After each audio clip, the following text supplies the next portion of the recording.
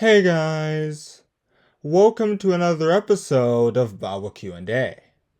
Today we're discussing, did God use Absalom against David for judgment?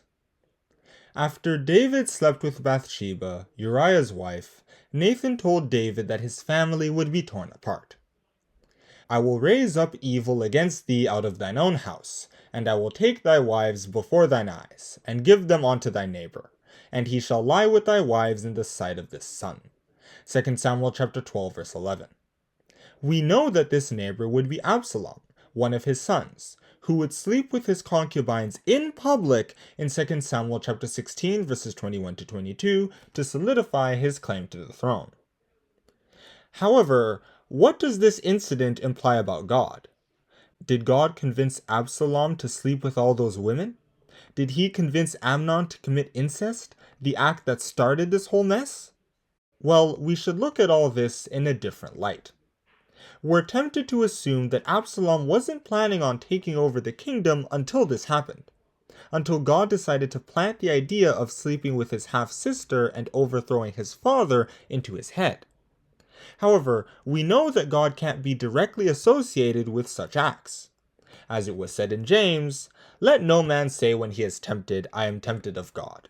For God cannot be tempted with evil, neither tempteth he any man." James chapter 1 verse 13. He was actually involved in a different way. The explanation for all this is actually found in the next verse. "But every man is tempted when he is drawn away of his own lust and enticed." James chapter 1 verse 14. Everyone has weaknesses, and those weaknesses can be exploited by outside agents, like Satan, according to 1 Peter chapter 5 verse 8. "Be sober, be vigilant, because your adversary the devil, as a roaring lion, walketh about, seeking whom he may devour." Absalom had always been tempted by power, just as David, and Amnon for that matter, had always been tempted by women. Why do you think he married so many? When the right, or maybe wrong, opportunity came, these guys pounced. In Absalom's case, this came in 2 Samuel chapter 15 verses 1 to 6, by usurping the king's traditional role of judging the people, in order to win their favor. He did this for 40 years until he had enough support to start a coup. 40 years! He wouldn't do all that just because someone planted the idea in his brain. He must have wanted this from when he was a teen. Okay, so we've established that Absalom did this on his own. Why then was the verse written that way? Why did God say, "I will raise up evil and I will take thy wives"? Why would God claim responsibility for all this if he didn't actually make Absalom do anything?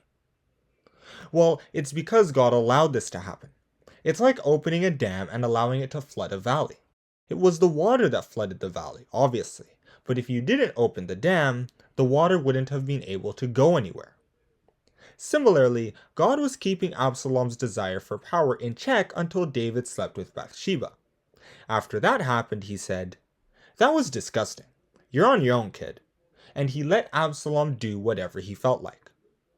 Also, God removed the aura of respect that he had placed on David after the affair with Bathsheba, allowing peasants like Shimei to curse him and throw stones at him, when before, people would shake just thinking about doing such a thing. Realizing this, David refused to let Abishai kill him, telling him, "What have I to do with you, ye sons of Zeruiah? So let him curse, because the Lord hath said unto him, Curse David. Who shall then say, Wherefore hast thou done so?" 2 Samuel chapter 16 verse 10. He knew this was only happening because God allowed it to happen. The aura of respect was immediately restored after Absalom's revolt ended, to the point where the people of Israel mourned for Absalom when David did, even though the rightful king had just been restored. Now, it's important to note that something similar is happening to churches now. Various church leaders abandoned the humble work of the church to start collecting money and power, so now they have lost divine protection, and ordinary commoners like Shimei or unruly politicians like Absalom are starting to criticize them for the crimes they supported and profited from in the past, like slavery and settler colonialism, when before they were untouchable.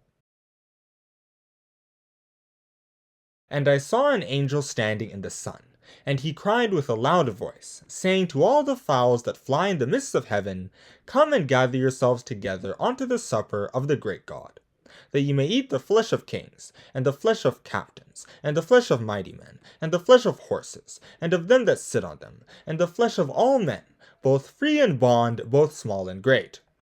Many of these birds were considered unholy in ancient Israelite society, according to Leviticus chapter 11, and yet they are pictured here picking apart the church. Just as Absalom, a greedy, hot-tempered man, was able to tear apart David's formerly holy, stable household, non-Christians, whom the church used to look down upon, like birds, are now the ones telling the church where it's gone wrong. Therefore, my advice is we monitor our various weaknesses and make sure we keep them caged up.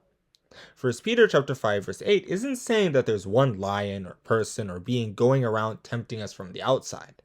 It's saying that there are several temptations on the inside that we need to keep caged up.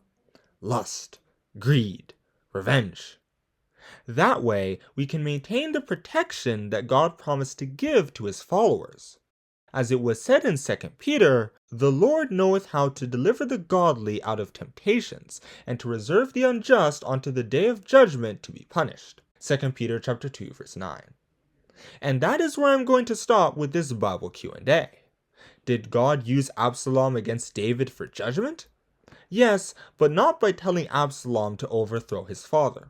He just allowed a power-hungry man to achieve his dreams of acquiring power. Thank you for listening. Don't forget to like and subscribe.